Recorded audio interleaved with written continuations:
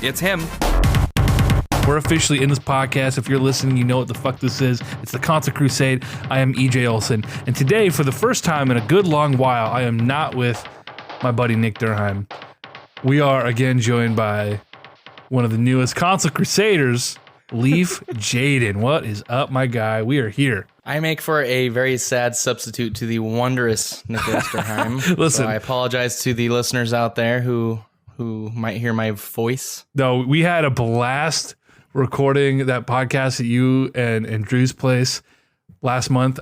Fucking great time. Terrible to edit, terrible to listen to, but god damn it, we had a good time. I'll have you know that we had a much better time than your listeners could have had with that one. Yeah. Well, we were drinking some whiskey, and you know, not that we're not drinking whiskey tonight, but let me clear the record on this with my behavior last time. Okay. All right. So as I remember correctly, EJ, correct me if I'm wrong, I believe you came in with a keg and a funnel, a keg of whiskey, and you guzzled it down my throat and said, Leif, you're going to consume all of this. Am I remembering that correctly? That's actually, you're misremembering. It was 2 kegs, and we actually put one funnel in your ass and one down your throat, and we seesawed you back and forth. Oh, I butt chugged. I didn't know.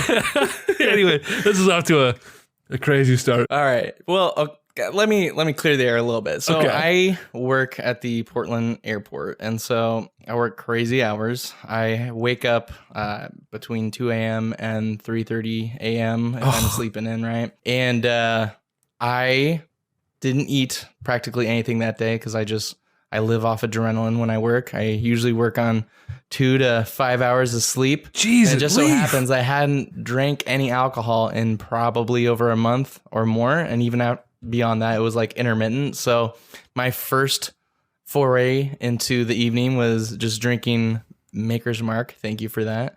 And just being like, my body's not ready.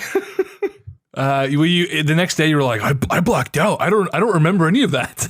Okay, that is a misquote. I did note that I didn't quite remember most of the topics that we went over at one point. But I don't believe I blacked out because my memory of blacking out, I had dislocated my shoulder one time, right? And I literally go from one space to another of consciousness where I'm in one space and then I wake up and I'm on the ground and I'm like, okay, I need to go to a hospital and get this relocated into my shoulder. So this was different. It was definitely like things were fuzzy in my memory, but I don't feel like I clipped from one moment to another. We had a good time is what you're saying. I do have my 3-day coin though for not having drank for quite some time. So that's a lie. I'm drinking whiskey right now. The 3-day coin? It's quite the achievement. Listen, you don't get to judge, all right? Certainly not. Hey, Nick is awake. And of course he wakes up right as we start to record. It's too late for him. He's going to have to listen to this. So, guys, this is a reaction podcast, more or less. This is going to be lightly edited, so forgive the awkwardness of a Skype conversation. But this morning, as of this recording, it's Thursday the 1st, the Smash Bros. Direct streamed at 7 a.m. our time. See, I got leaks on the brain, man. The Grinch is fucking me all up. So yeah, we watched it, and I think Leif, you and I especially had 2 vastly different reactions to it.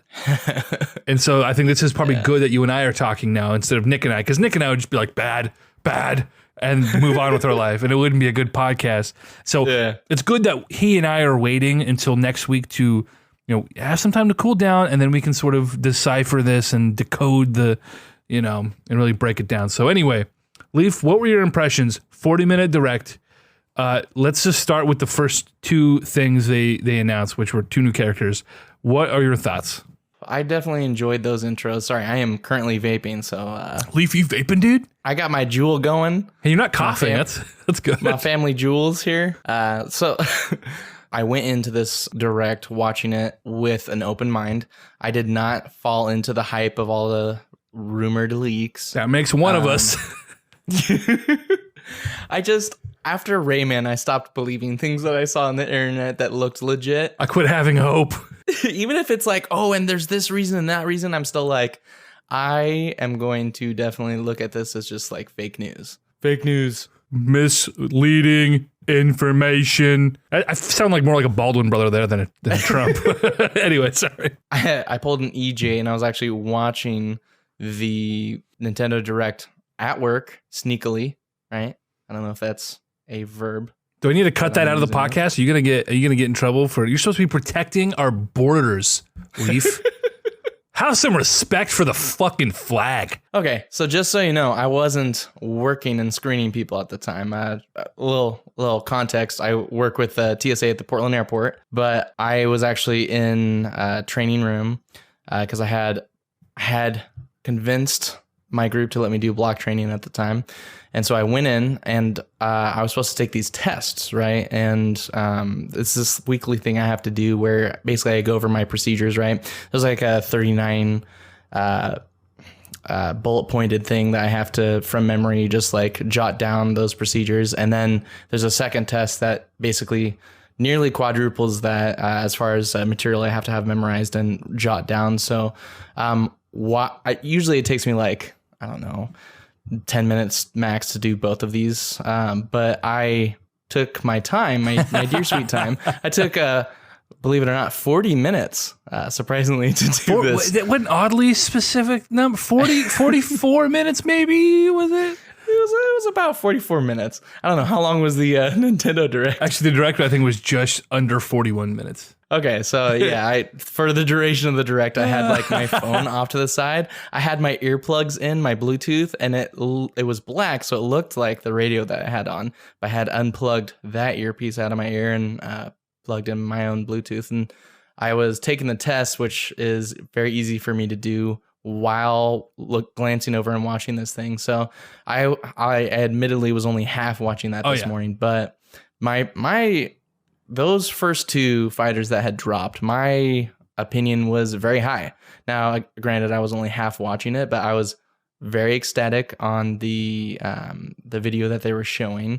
I was super stoked when it turned from you're seeing. Oh fuck, I'm like losing the name right now. What's the boxer guy's name? Lil Mac. That's right, Lil Mac. I never played that on the Nintendo, but panned from Little Mac to Ken there. I was pretty happy.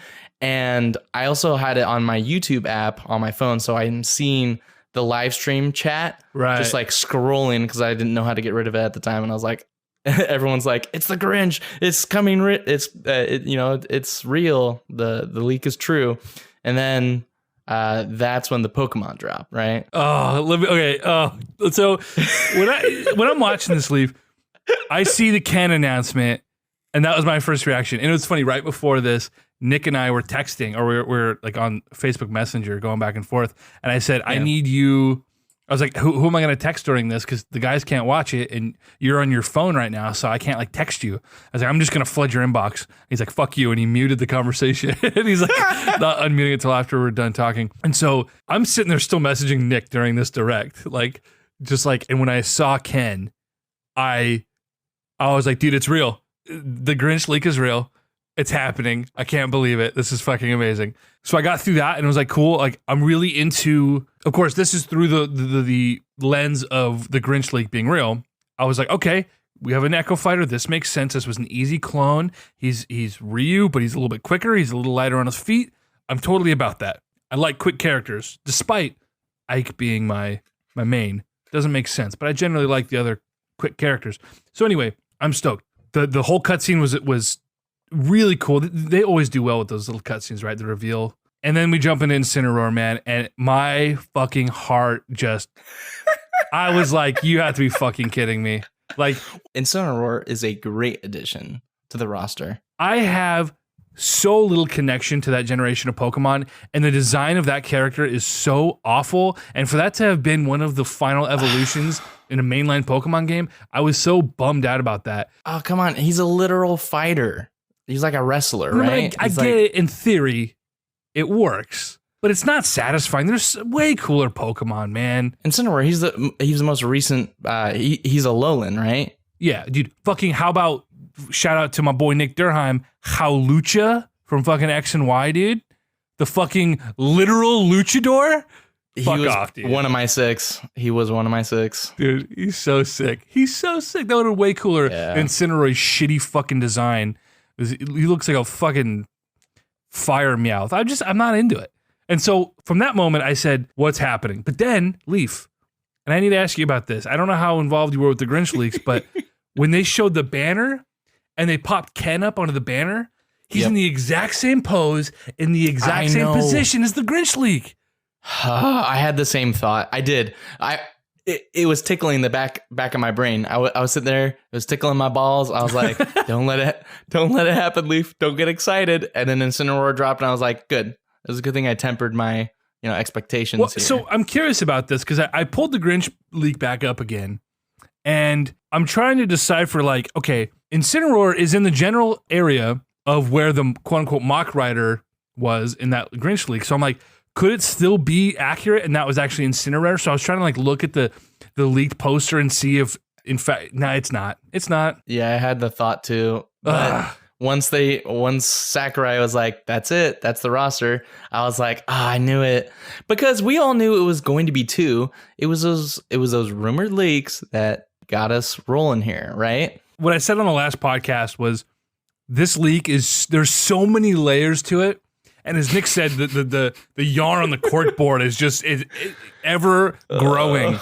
I was like, there's no way that somebody somehow went this deep to make it this difficult to sort of unfurl, and all for it to be just a fucking hoax. Like, I can't believe. You guys fucked with me on that. Dude, I was so convinced. I was like, there's no way it's not real. Like, everything about it. I listened to your podcast last night, and it was hyping me up, and I was listening to it right before bedtime. I was listening to it right before bed, and I was like, I'm so sorry. Why are you guys doing this to me? Because Nick is pretty spot on. By the way, I saw you sent me a picture of the text chain, and Nick did call. I'm listening to the podcast. I was like, whoa, he called it. He did. I'm freaking out because I know you guys, I see your schedules, and I know that you're recording these on Saturdays and you're doing the editing, the few days leading up to the Wednesday. So I knew that this was the past that we were listening to. And I was like, what the like, Nick called it. He nailed it. He freaking called it. He nailed it. He's like, yeah, November 1st. And unfortunately is the only thing he was right about. So let's break down some of this direct here. You and I were texting this morning. We were in the group chat with Drew and our buddy Chris. And about 8 minutes in, when I saw the Spirit introduction, I turned it off completely. Yeah. I actually I didn't even That's turn your it off. loss. I set my phone down on the kitchen counter and I continued getting ready for work. And I was like, I am done with this. I was so disappointed. And then I said, well, I'll stick around. Maybe there's more. Maybe there's another surprise. Maybe there's like, okay, I want to hear more about the adventure mode and X, Y, and Z. Oh, then they got into the Spirit thing right off the bat. And it's like, fucking gotcha, dude. Like, buy you the amiibo and unlock the fuck off. So I checked out. So talk to me about this game mode a little bit, Luke. Okay, so that's the double-edged sword of the whole secrecy behind releasing information from Nintendo, right? Because we figured out it was spirits. We knew it was spirits. Yeah. Like, among rumors and leaks, you'll have analyses, right? And so an analysis went through, and these guys were playing with the images, and lo and behold, we found out that it was going to be spirits, and that made sense, and that tied in with the other CGI little clips that we were given in previous directs, right? So, okay, we know that there's going to be spirits. It's a new mode. What's this new mode going to be? And we're all hoping for the platformer or like another Smash run or something like that, right? Because our imagination is playing wild and we're hoping for, something amazing. And that's the double-edged sword because financially, like, hype and like that's a brilliant PR stunt, for a corporation to do because all hype does and leaking information by the droplet, what that does is that builds hype. But the unfortunate thing that it also does is allow room for too much imagination to explore. So because gamers are hard pressed to temper their expectations. Oh yeah. We ended up disappointing ourselves when we found out what Spirits was. Guilty. Yeah. You should feel guilty. But I felt like the, what is it called? The light mode or the, this is getting towards the end of the direct, so we don't have to get into it right now. The world of light. The world of light. I felt like that definitely like made up for it because even though we didn't get a quote unquote new event or, new mode, it's still, we still have it's not a port. It's a brand new Smash. And if you call it, I'm sorry, EJ, if you call it a port, Like every Smash is a fucking port, right? No, listen. Splatoon 2 is a goddamn port. Smash Bros. Ultimate is not a port. Like, we're on the same page here. Okay, good. Yeah, the World of Light, we will get to that because I do have some thoughts about that. Some positive, some negative. We could talk more about Spirits, though. Because I checked out so early, explain to me kind of what happened during this chunk that I missed. How invested in spending my money on more amiibo am I going to have to be here? It really just depends on you, in my opinion. Now, granted, I was really half watching it during the Spirits mode because I was slightly disappointed by the initial drop of the Spirit mode, Right? And B, my one of my kind of supervisors, is what's called a expert officer, right? My superior was like walking by me at that time, putting on his jacket and like talking to me, making some joke, and I'm like laughing, like trying to play along, like ha ha ha. Don't look at the fact that my phone's on right now. And like, I don't know what the fuck they just said to me. Yeah. My impression is that it's a step above what we had in the amiibo in the previous Smash, right? Where it's not like these horse races where you tap the amiibo and now you get to watch some other computer have fun for you. Right. It's so accurate. It's a step above that in that you tap the amiibo and you get to play these. This is essentially the trophy mode, right? Or the sticker mode. Instead of getting an actual trophy room where you get to learn about these old games and the characters behind it, you get to kind of do these challenges involving those characters and their stats, right? Am I encapsulating that correctly? You don't know. You didn't watch it, you rat bastard. I'm taking a look at it right now. I'm not inherently against like a collectathon sort of thing. Like, my problem is when real money is introduced or real life goods. Like, if I need the amiibo to get through this game mode, I'm okay with doing a game mode where like you said, they're taking the premise of, in Smash 4 where they take the amiibo and you can train them and you can attach different powers and like build these guys up or whatever. They're just building on that, and I appreciate the effort there. And that this, is this supposed to replace something or is this just additional? And I'm not sure, and this is what worries me, because they mentioned very little, and by very little I mean nothing, about like an event mode. The original event modes where you target practice or target smash and home run contest. And this is the problem with those leaks, because everyone's expecting. I'm sorry, Drew was reviewing some of the Grinch and other leaks last night, and we were going through it, and he was reading it, and it's like, a target, what was it? A new target mode for every single character. I'm sorry, like, we have 74 characters on the roster right now, right. and the leak was having us anticipate, what was it, like 77 or something like that, something ridiculous. I mean, after all the DLC, we'll have the largest roster, I think, that any fighting game has had, right? 80 characters. It's already the biggest.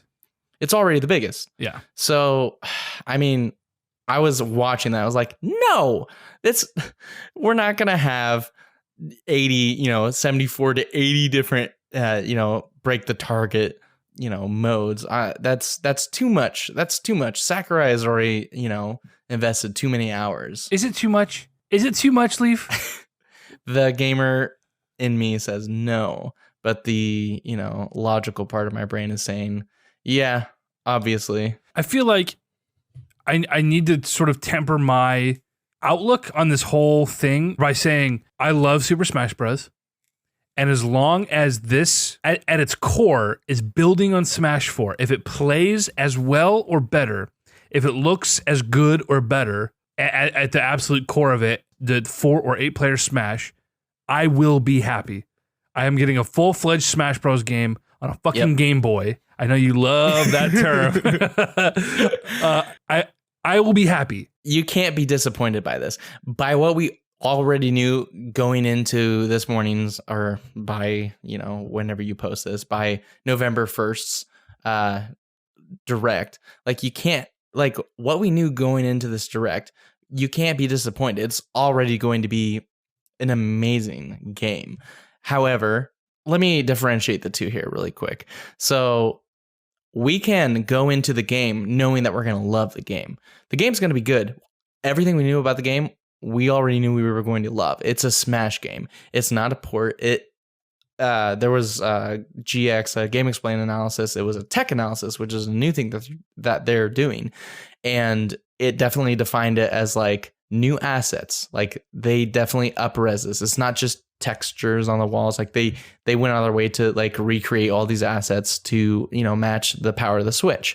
However, you got to temper that with the fact that like, yes, we're going to love the game, but do we have to love the Direct itself? The presentation of the Direct, I'm sorry, and I'm kind of skipping ahead here, but like opening with those two characters, but like closing with Piranha Plant, right. That wasn't a good call. I mean, it was a great segue. Hey, get our DLC, purchase this ahead of time.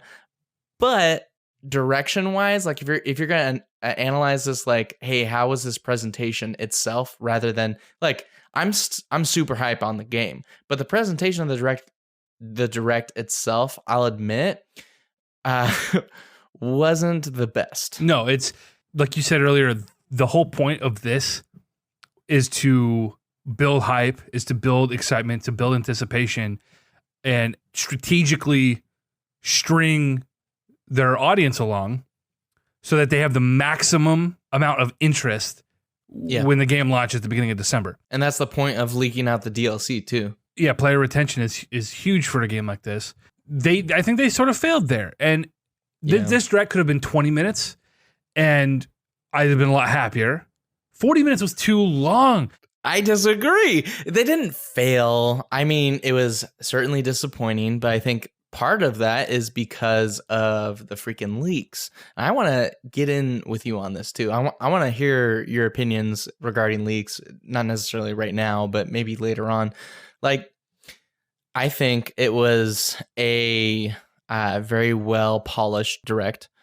I think it wasn't directed very well. I think the order of information that was disseminated wasn't put out very well. It wasn't ideal. It wasn't. I think opening with the two characters, I don't know, strategically, it's like, hey, we need to let them know that like this is the roster. Give them the two characters, let it go. Tell them it's just the roster, give us a bunch of information, and then towards the end, then slip in Piranha Plant. I think it was good because Piranha Plant was like, oh, we have another character, but it was bad because we were like, Piranha Plant? Like, they always put in like this random character in every Smash where you're like, what? Okay. Well, you know what's great about this? I'm not like inherently opposed to Piranha Plant. It's just in lieu of so many other characters, first party and otherwise. Like, Piranha Plant is such a fucking meme. As Nick said earlier, people like memes. Waluigi's a fucking meme. Piranha Plant's not a meme. Piranha Plant's just bad. I agree with that. I was disappointed by Piranha Plant. That was the most disappointing part of the direct, in my opinion. The only redeeming quality about that announcement for me was that Nick and I sat here waxing over, who's going to be the next weird character. Game & Watch, Wii Fit Trainer. Piranha Plant's fucking weird. That like totally fits in that box that Nick was trying to unpack. So I'm happy about that for a really weird reason. I was disappointed because I thought I had a suspicion. I was like, what if, I don't know if this is official Microsoft or if they just like took it over, but like Minecraft. My idea was, is that Microsoft affiliated? Yeah, they own it now. Am I right? Yeah. Yeah. So my idea was Minecraft. Like, what other like out of left field character could they have gotten? Like, you wouldn't have expected them to get the rights to that. You wouldn't have expected them to like, but at the same time, like Rob, like Game & Watch, these were Minecraft, I think fits the bill for a words. I've had too much whiskey. Damn it. I did it again. Already. We're only on my a few minutes into this. Listen, I woke up at 3 a.m. so you can suck a big chode. Listen, I thought that this was going to be, the big, I can't find the word for it, but like an influential character in the gaming world. Sure. It's a mascot. You have swag for it. You have little kids' backpacks. You have pretty much, I don't know, binders, anything that goes to school, right? Minecraft Steve is iconic. It's on every device. It's on my calculator, you know. My We have TI-83. Minecraft every.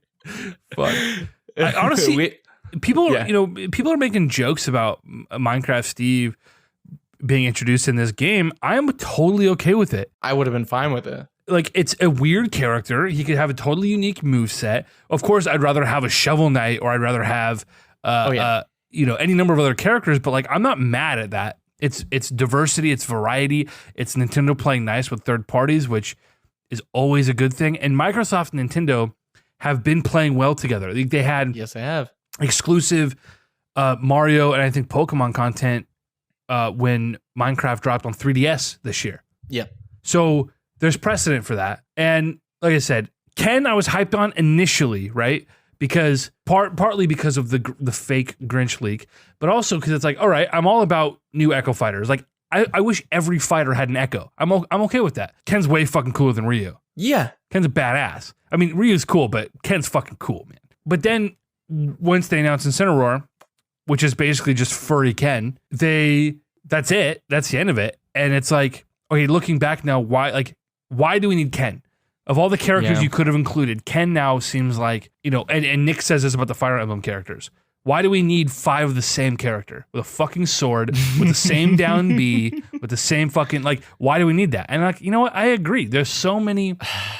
On one hand, it's easier to make a clone and tweak them than it is to completely make a new character with a new moveset with new animations. Okay. So I get that from a development standpoint. Ryu took a fifth of the time to develop, and you're giving a subsect of the fandom what they want. I get that. I'm not opposed to it, but again, it's in lieu of X, Y, and Z being introduced in the game. Yep. Why? But here's the thing, Leif. 5 characters confirmed to be released in DLC. They'll cost $6 a pop or $25 for the 5. Which is a great deal in my opinion. What's your opinion on that? Totally okay with it. That tracks with what they did on the Wii U. I'm totally okay with that.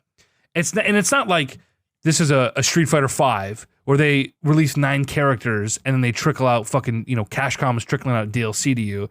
This is a 74 characters. Like, I'm okay with paying for 5 more.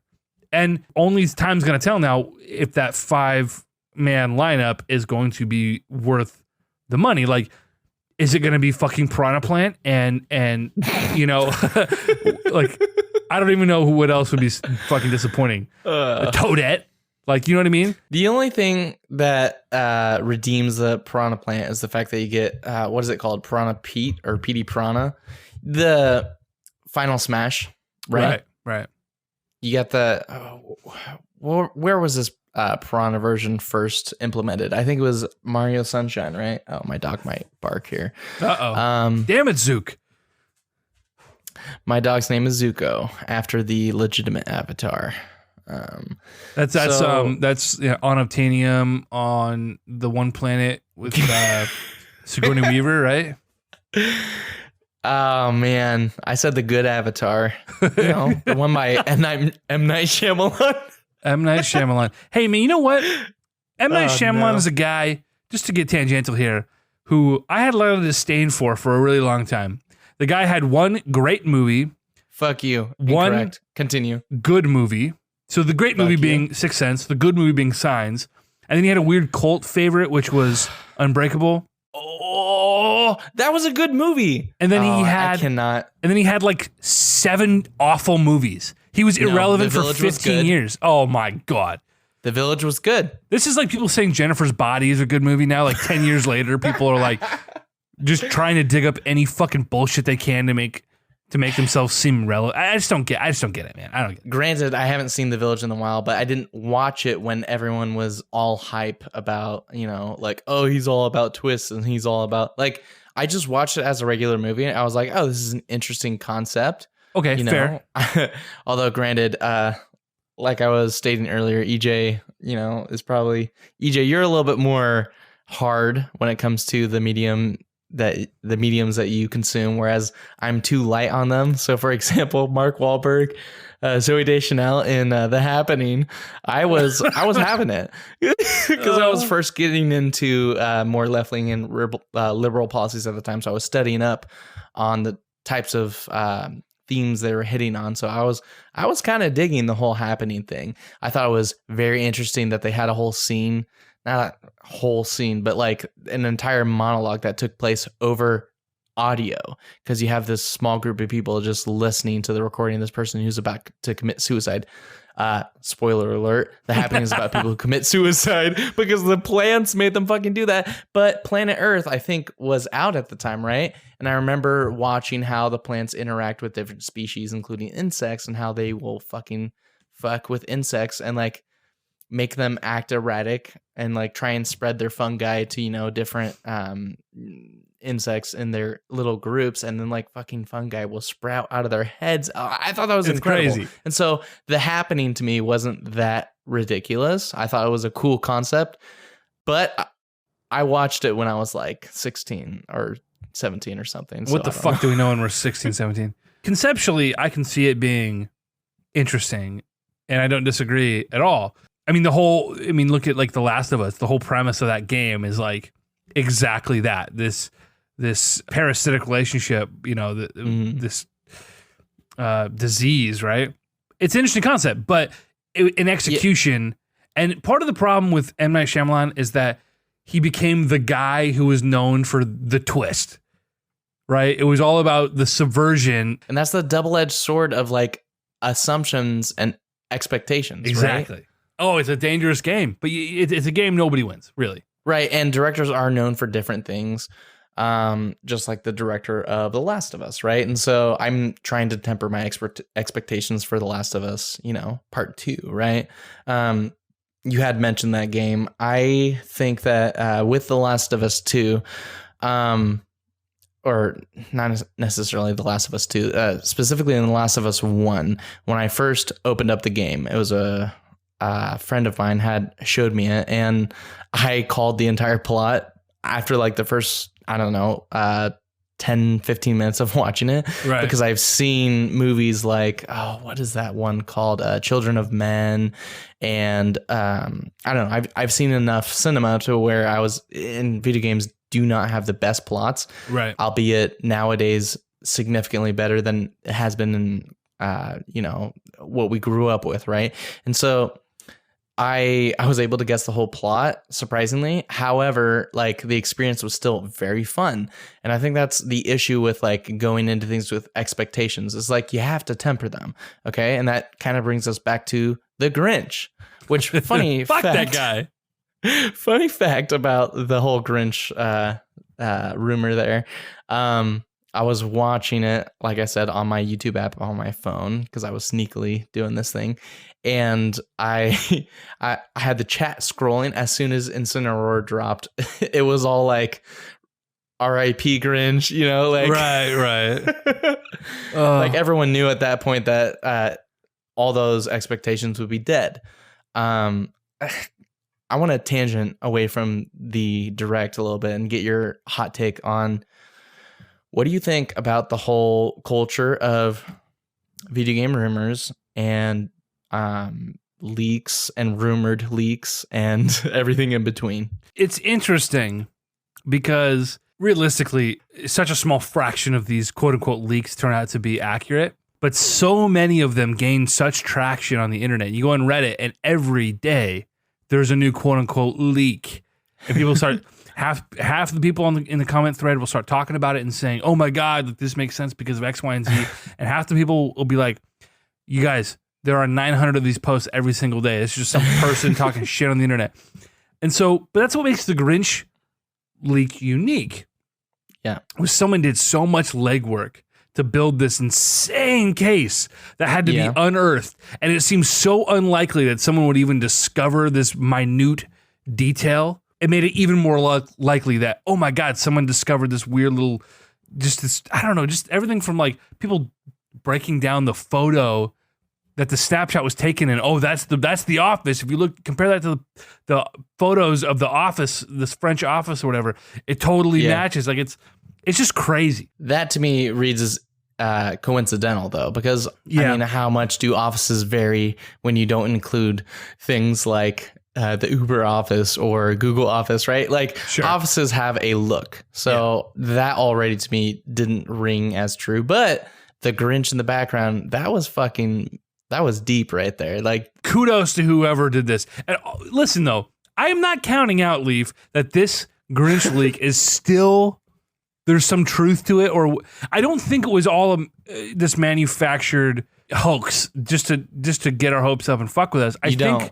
I want to still believe that it was real. Things change though. Things do change. We have 5 more characters to release. This close to the direct. Well, God damn it, Leif. I don't know, man. I want to believe. Call me fucking Mulder over here, bro. You just saw the direct, and you still want to believe. This is the prop. Okay, let me cut you off now. I agree. It is a problem, okay? This is the problem with leak culture and rumor culture is, yes, it keeps this hype train going, and it gets lots of clicks on the internet and lots of discussions going. I think that's a great thing. I think that's one of the fun parts about playing current generation games is you can keep up with everything that's going on the internet and the crazy things people are saying. But the problem with rumors is that they make expectations too high, or they completely spoil what could have been an enjoyable surprise that a direct will drop. Because if a rumor is 100% true, then you're like, oh, hey, they mentioned the thing that I was already expecting. If a rumor is fake, you're like, damn, I was expecting this thing and I didn't quite get that. You know what I'm saying? Right. And there's this whole controversy about like, should gaming pundits and gaming outlets be following these leaks and these rumors as much as they do? Well, the problem is, you gotta think in the perspective of the outlets, right? No legitimate news outlet is going to ignore something that is followed so much on social media. However, I like how, for example, Game Explain, I like how they do rumors. They put on the, what do you call the picture that you click onto to watch a video? Not the default, but the thumbnail.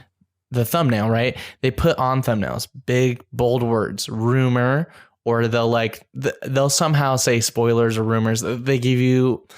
They struggled with this back in 2014, early 2015, but like as people complained on YouTube, they got better at being like, hey, this is a rumor. Don't watch this if you're, not all about that. So they play to both audiences. They play to the audience because there is an audience out there. Obviously there is, because people talk about these things and people click and give views to these videos because they want to hear. Like you and me, we like to be in the know and know like, wait, what might happen next? But there is a percentage of people out there who are like, I would rather be surprised than disappointed, right? Yeah, I totally get that. And this is what makes it interesting, because let me make an analogy here. Okay. With something of my recent past. Star Wars Episode 7. I followed the hype train. I read every bit of speculation. I consumed every rumor, every supposed leak. I even got into spoiler territory after it screened a week before its proper release, which I do regret. I do regret the spoilers, but the speculation is part of my experience as a fan that I really particularly enjoy.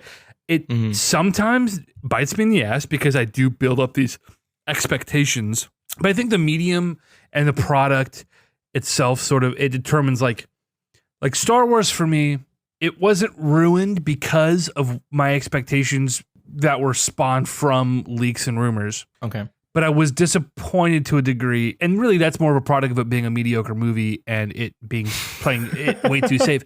This thing with Smash Bros is this game in no way is diminished for me based on my expectations versus the reality of this direct. Okay. I still have the utmost respect for Sakurai. Some people on the internet are so fucking brutal. And I know this guy reads everything people say about and to him. And it sucks because this is his baby, right? And he keeps coming back despite not wanting to. And I know there's a big paycheck involved for him, but it's like the guy is killing himself for this game and he's trying to deliver a genuinely amazing and authentic experience for the fans who've been playing this fucking game for 20 years. It sucks what people say about and to him. And, my hype and my disappointment with this direct does not, like I said earlier, at all impact my excitement for the game. My desire to play the game. but no, I mean, okay. I believe you in that you're still going to be stoked about the game, but I don't believe that it didn't affect you. It didn't color your perspective of the direct. No, that's what I'm saying is it totally did. It ruined the direct for me. Yeah. This direct would have been like, so going into the last direct that we had where they announced Ridley and King K. Rool. Was that the same direct? Wait, was that the same one? They all blur together. There have been 2 directs. That's right. Okay. Anyway, but the one where they announced Ridley, I thought was pretty middling, but I had no expectations for it, and I wasn't upset. I was like, all right, yeah, like cool. They showed us some things, and on to the next one, right? Like I really just want to know who the next fighter is. Like cool, like this is gonna be a Smash Bros. Game, and cool, we got some new characters, and I wasn't unhappy at all. I said, this is a great roster. They announced every character ever, and then they gave us like these fan requested favorites. Like I'm all about it. Yeah. But again, like you said earlier, it was the way in which they delivered the information and the order and the directs are supposed to be essentially commercials. These are ads. They're trying to build hype and they're trying to garner interest. And so Nintendo, I think, has failed with that to a large degree. But anyway, it just depends on the product when it comes to leak culture and this, people wanting this information, they want it now. Right. I agree that like Nick was spoiled on the Castlevania characters and he said it kind of ruined that direct for me. I would have been really hyped to like not have known that or expected it or even faintly anticipated it. And I get that.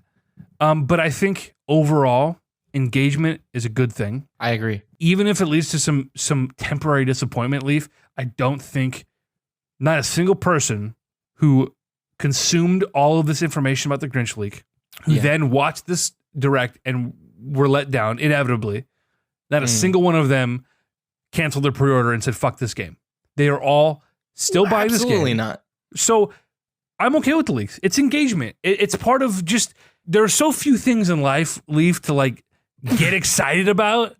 That sounds really fucking shitty. No, please give it to me straight. Don't hold back. there are like these big things. Oftentimes they're few and far between. So you have to kind of find and appreciate these little things. And if the little thing is, I love this thing, and you want to consume everything in the lead up to it, I don't think it's a negative thing overall. Yeah, I think the leak and rumor culture is a net positive thing. I think that it can be tempered by way of the news outlets that will leak it out. Like I said, Game Explain, they let you know before clicking on the thing whether the information they're about to give you is a rumor or not. And then it's up to the consumer to make their decision whether or not they're going to be exposed to that. So I think that's the best part about rumor culture. Right. However, like we found out, and like what you guys did to me last night when I was listening to the podcast, I started to get hyped. You bought into it. I bought into it a little bit. I opened the door just slightly because I just played through all of Golden Sun, which you still haven't touched. I know he puts his drink down as I'm saying this because he knows I'm right. You haven't touched Golden Sun. I haven't touched it. Listen, my Game Boy is sitting on my nightstand.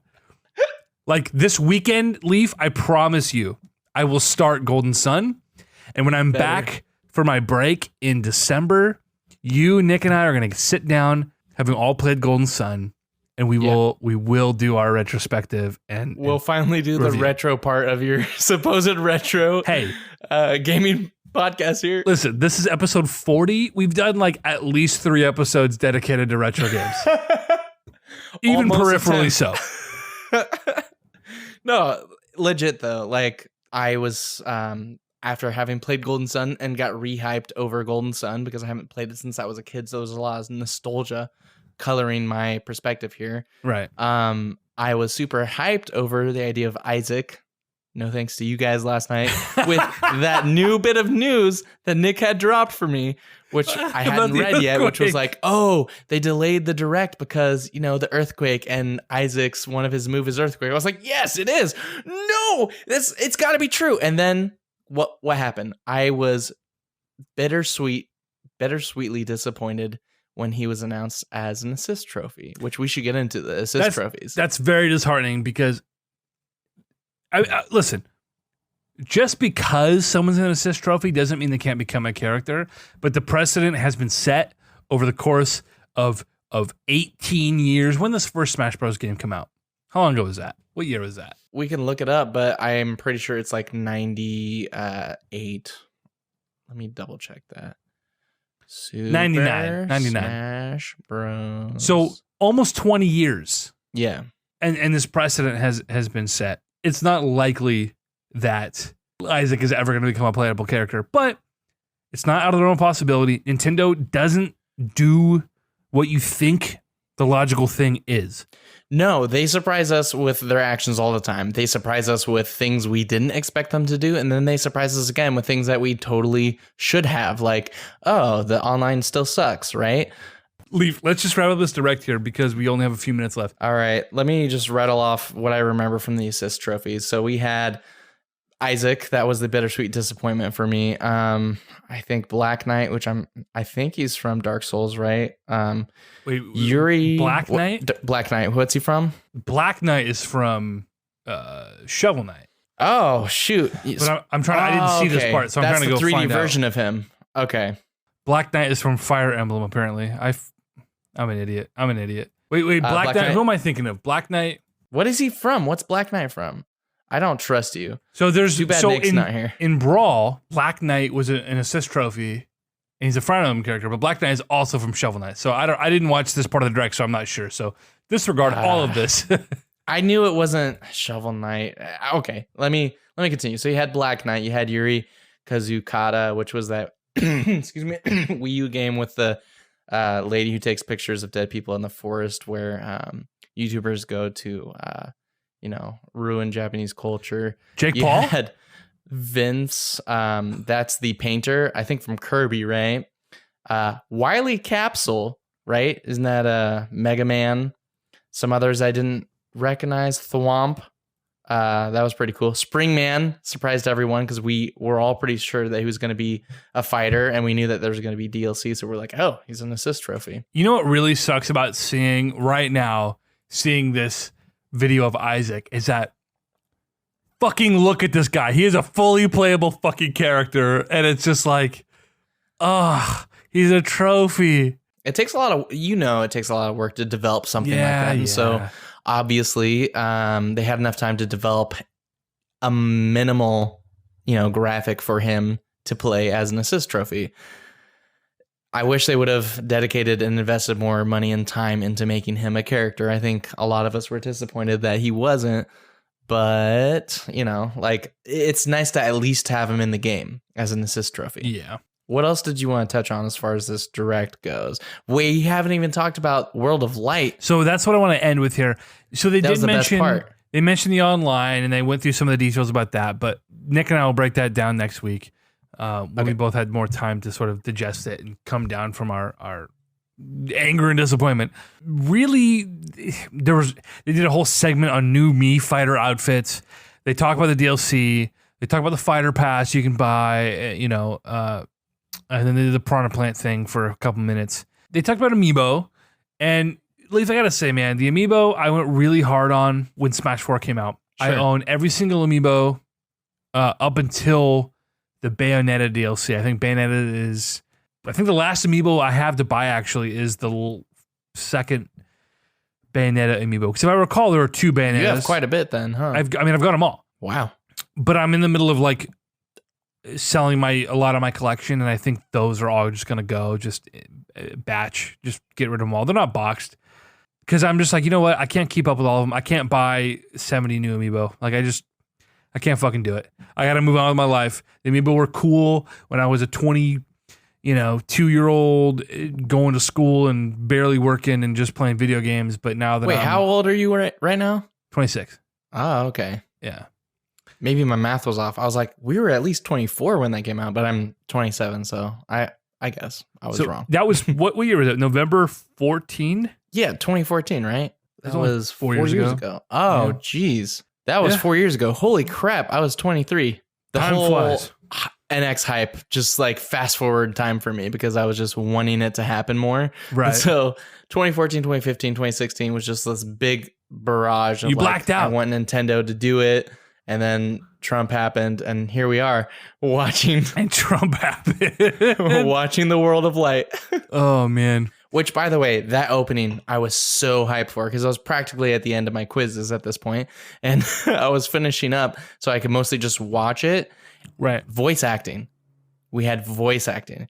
We had a phenomenal, which was a word I loved last podcast that I was in. We had a extraordinarily great narrative. I thought it was super cool when Shulk like saw the future, and we got a glimpse of like, oh no, these guys might die. So he turns around and you think, oh, he's gonna help them, and nope, just chaos and insanity ensued, and everyone is getting wiped out. The only person who survived was, of course, Kirby, right? Which isn't that by the same company who makes Smash? So there's a little bit of bias there, right? Well, Sakurai, right? Kirby's his fucking boy. So, Yeah. and So I'm of course okay he's with gonna it. survive. Because So if I recall, Kirby was also sort of the main guy in Subspace. Is that true, or am I totally Subspace misremembering that? Emissary. You know, I did not play Brawl. I'm more of the 64 Smash, and then I dabbled with the 3DS and the Wii U one. And only when I was at friend's house did I play the GameCube and the Wii one. So I'm not that familiar with the Subspace, but I do know that Kirby was, based off of the YouTube clips that I've seen, Kirby was in the Subspace Emissary, right? If I recall, Kirby is a pretty major thread throughout the Subspace Emissary, but that was so long ago that I played that. The last time I played it was 2012, I want to say. So been a while. Well, I know that the Piranha Plant Ultimate Smash, what's it called, where they hit the Smash thing and they have that. Your Smash meter. Right? Oh my God. No, I can't think of what I'm trying to say. The bubble that goes across the screen and you hit it and you get a smash. Yeah, the Smash Ball. You get your final ultimate smash. Your Smash moves. Right. Too much whiskey for me. Listen, so Ditto. I know that the PD Piranha, he was in that, right? He held the cages up. I think he had the princesses in the cages in Subspace Emissary. Dude, I don't remember. I don't know. I've only seen YouTube clips of this a long time ago. So. Oh, you mean you're the fucking reason that they're not doing a proper Subspace adventure mode, you piece of shit. Fucking Sakurai being like, oh, they fucking leaked our videos, so we're not going to do it anymore. They will still make a video for the beginning, like what we just saw, and then the end of Subspace. Maybe we'll have a couple clips in between. There's no way they're not going to do that. So my favorite thing about Subspace was it was a proper adventure mode. Nick has his grievances with the lack of, you're fighting these faceless enemies a lot of the time. Sure. But the idea of going through, it's kind of what Smash Run did, where you're kind of going through a 2D side-scrolling level and you're fighting enemies, and then, segmented by boss battles, and then the cutscenes where you're getting these character reveals. And the cutscenes were half the fun of the whole thing, which is what this World of Light thing is doing. It's setting up this thing. Yeah. I think we're going to get a lot of what we like. But it looked like it took a lot of the things we did like, and they took the Smash Tour elements from Smash 4 and have implemented it into this. And we kind of have the game board you're roaming around. And so I'm just curious to see how this actually works. I'm not opposed to it. I wanted nothing more for this game than for it to include a proper single player adventure mode. I need more incentive, Leif, as a guy who lives with a woman who does not play video games, and in a town where I know 3 people, none of which play video games either. Wow. I need a compelling reason to play this game by myself. Do you describe yourself as a hardcore gamer or a casual gamer? I am a casual gamer that plays probably more. God, I don't know how to describe it. I'm not a hardcore gamer, but I also am not playing Angry Birds on my phone. I'm playing all the things the hardcore gamers are playing. I'm just doing them either poorly or infrequently enough to be deemed a casual. Yeah, I had dropped out of gaming for a while. PS2, between the PS2 and the Xbox 360, I had dropped out for a few years there. And so once I had enough money on my own, I was graduating. I bought my own Xbox 360 and I gradually got back into gaming, right?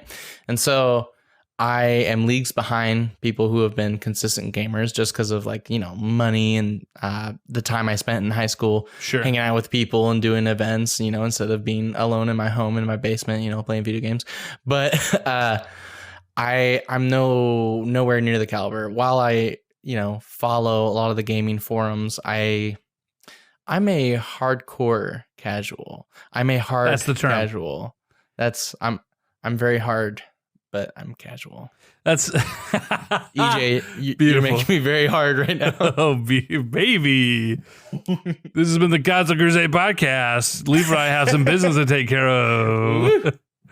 Hardcore casual is the word, because when I think of casual, I think of people playing mobile games. I am more than competent when it comes to video games. I have that knowledge, the literacy in the medium, right? Mm-hmm. And I'm even particularly good at some games, but I don't have the time or the patience to dedicate to certain games, like, from Overwatch to League of Legends to whatever. Like, gaming, all games I've played, but it's not having the patience or the time to really get hardcore into it. So I'm middle of the road. Like, I play when I can, and I try to play everything at least a little bit. So from your more casual based perspective, what were your feelings on the World of Light? I feel like based off of the map, based off of what I was seeing, it looks expansive. It looks huge.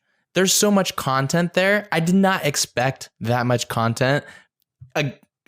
Granted, it's just a commercial, right? It's PR stunt. It's just a trailer. So they could have been inflating it by, vague clips. But based off of what we saw, I was like very impressed. Like, wow, this is not a port. They spent time to make this large mode that is definitely going to eat into your Switch hours and eat into your time and be something that you're going to spend a lot of gaming hours doing. So I'm not convinced it's going to be fun. It's certainly there and it's a thing to do. I'm not convinced it's going to be worth my time, but I'm open to it. I am not opposed to it just because it's not exactly what I wanted or it's not the thing that I played before. Like that, you know what I mean? Like that. I'm not mad that it's X, Y, or Z. I'm open to it. I'm going to play every damn game mode on this and I'm going to give it a fair shake. And at the end of the day, if it's fun and engaging, I'm okay if it's different. That's interesting. I need more context here. What's your favorite Smash of all the previous Smash? That's really hard to answer because I think when it comes to multiplayer, Smash 4 is my favorite. Okay. When it comes to nostalgia, I think Brawl is my favorite because it came out. No, that's hard. How dare you? I'm sorry. I'm all about the original Smash Bros. Okay. 64. That's my least favorite, easily. Easily my least favorite. Because, Leif, I was a PlayStation kid. Melee, when I was in 7th grade, very beginning of 7th grade, we moved unexpectedly, and my parents, to make it up to me, quote unquote, bought me a little fucking 20-inch TV and a GameCube, and I played that. I woke up every morning an hour early to play that for 1 hour before I had to get ready for school. Nice. And then in high school, I played that game with my little brother and my cousin, and I have a lot of great memories with it. And I really love Smash Bros. Melee. I really love that game, but it doesn't hold up. Mm-hmm. I still am very fond of it, but it doesn't necessarily hold up. Or like, if I were to just pick between two games, I would probably pick Smash 4 when it comes to just playing with the boys. Okay. But Brawl had Subspace Emissary, and God fucking damn it, Leif, I loved that fucking game mode. I played it with all my friends, with fucking Max. I played it with my brother. I played it with my cousin Brandon. I played it with Nick. I loved that game mode. Despite its flaws, I loved it. I played it over and over. What controller? Oh, always GameCube. Always. Classic. Only way to play a Smash Bros. Game with a GameCube controller. Period. You're wrong otherwise. Like, that's it. Like, I won't begrudge you if you want to use a Pro controller. Realistically, if that's what you're used to, it's not that much different. But the GameCube controller is the ideal way to play, and I will take that to my grave, and I will be playing Smash fucking Ultimate with a GameCube controller. Period. Really? 100%. You don't think that the Pro controller will be sufficient? It's not even sufficient. Is it a question of it's adequate enough? Pro controller for the Switch is cool. It's great. I ordered the Smash Bros. Special Edition with the Pro controller.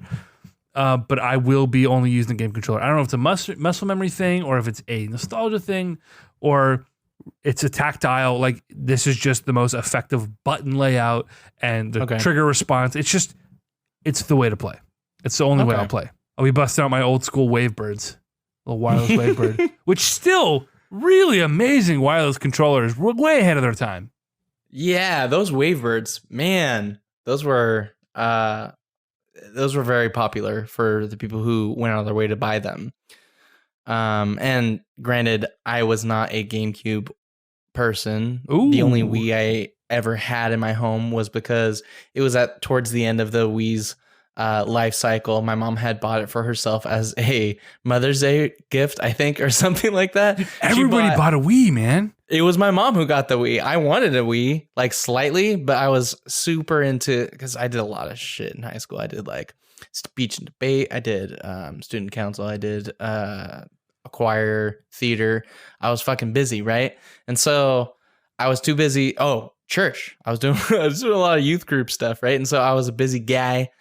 And so I didn't have a lot of time to game other than on my PS2, Guitar Hero specifically, because that was a party game, right? And so I put a lot of hours into that. But one day the Wii showed up at my house and I was like, whoa, what's this? And my mom's like, I bought a Wii so we could play bowling. And then it just I love me some Wii bowling, bro. Played. Yeah, my favorite game that we owned on that was Wii. We owned on that. Favorite game we owned on that was WarioWare, and I don't know what made my mom think to get this game or how I got it. I don't remember specifically, but I do remember playing WarioWare and being blown away. This is so fun, and that's how disappointed I am that we don't have more Wario stuff out there. Right? We need more Wario. We need more Waluigi, and we don't have a Waluigi fighter. I totally agree with you, man. Nintendo is at its peak when they're doing the odd, weird, unexpected, and just doing what they love. But to be fair, that is their biggest strength and their greatest weakness, right? Wow. Nintendo just does what they do, regardless of the trends, regardless of what's popular and what people are clamoring for. They just do what they think is fun. And you have to respect that to a degree, despite how disappointing it can be oftentimes. It's always original. They're doing what they do. And when it hits, it's the greatest hit. And when it doesn't hit, well, Nintendo, you should have learned your fucking lesson by now. It's the current year. God damn it. Yeah, I mean, Nintendo does a lot by way of disappointing us. And, also, I think we need to give credit to the fact that sometimes they'll surprise us entirely. I thought Breath of the Wild was the most amazing thing. It was my first open world game. Right. And so I think they do a lot of way by like, they're very fiscally smart. They're a corporation and they follow the PR game, right? So not judging the game Smash itself, we will all love, because it's already set up to be one of the best. But the Direct itself, let's move away from the Direct we just saw and open up to all the Directs that we've had considering Smash, E3 on, right? What is your opinion on the order that they set for the new fighters they were having out? Like, should they have waited to put King K. Rool till this Direct and then put Cinnamoroar earlier on? 100%. What do you think would have happened? King K. Rool was a fucking hype moment. The misdirect and the cute little video they did. The trolling. Yeah. Ken and Incineroar were the absolute weakest of the reveals. And to save them for the Piranha Plant was the weakest. Sorry, yeah. See, I had already forgotten. By proxy, yes. This was the weakest of the reveals. And so they should have done something different. But again, this doesn't impact my anticipation of the game. It just impacted my enjoyment of these Directs. And at the end of the day, that's such a micro transgression on Nintendo's part, Yeah. But it's a small part of my experience. And it's just a part of the fucking, part of the flow of it, man. I want to hear. Go ahead. Sorry, no, I was about to wrap this thing up here because my ride's here. But oh shit, yeah, that's where we're at. My ride. Okay. Well, I've been drinking, so I'm not driving. How do you reach Constant Crusade? I'm sorry to cut you off, buddy. Leif, I'm excited that you have your fucking mic and you've got this whole thing. I hope this all works out and I get this up and everything will be great because I have a feeling that we're going to be doing this a lot more frequently now that we've sort of finally cut our teeth with this process and gotten you all up to speed. But anyway, the Console Crusade, man, thank you for coming on and just fucking getting drunk and talking shit with me. Hell yeah. I do appreciate it. You can find the Console Crusade on Twitter at console_crusade. You can find me on Twitter at ejiggle. Leif, you're on Twitter. That's at Leif Tjaden, LeifTjaden. Leif Tjaden. Write to us at sorry, that's not fucking right. God damn it. It's feedback at consolecrusade.com. We had some listener mail this week, but I'll save it for next week since this was just sort of an emergency pod. Leif, my man, I gotta get out of here. I really appreciate your time. Thanks for having me on. We'll do this again very, very soon.